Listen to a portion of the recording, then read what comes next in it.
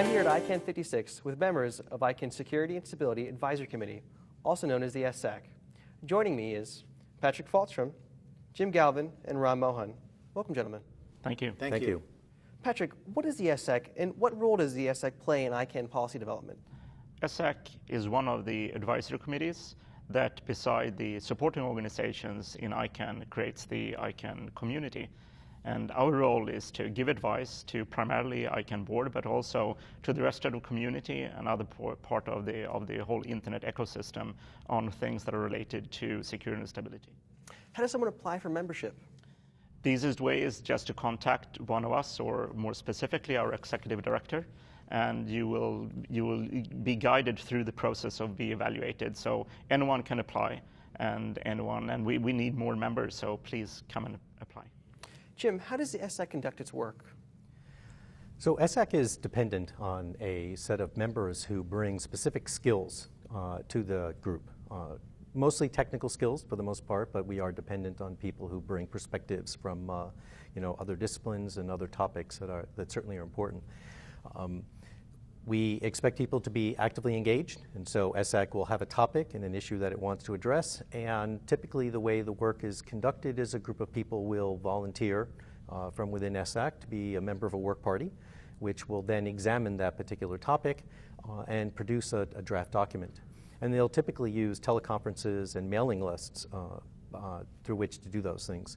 The group will decide for itself what kind of interactions it needs and how to conduct them.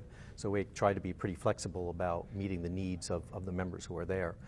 And then once they produce a draft work product, it's distributed to the entire SSAC to review, since any work product that we produce really speaks to the voice of the entire SSAC committee.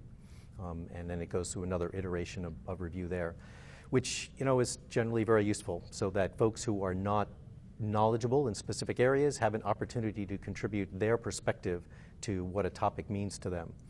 It's one of the things that is a hallmark of SSAC reports in their ability to be complete and thorough and an examination of a topic from all sides. So, Ram, what is the role of the board liaison? The board liaison has two roles. One is to ensure that the work of the SSAC is represented in an appropriate way to the board, and is able to present to the board some of the more technical things that we work on.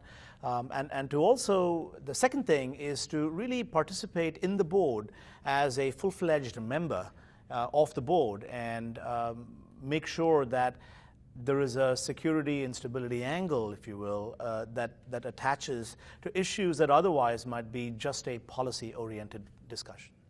And finally, how does the SSAC interact with the board?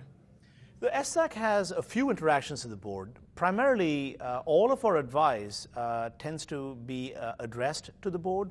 We sometimes have advice to other parts of the community, other parts of the internet community itself, but most of our documents are written and sent up to the board.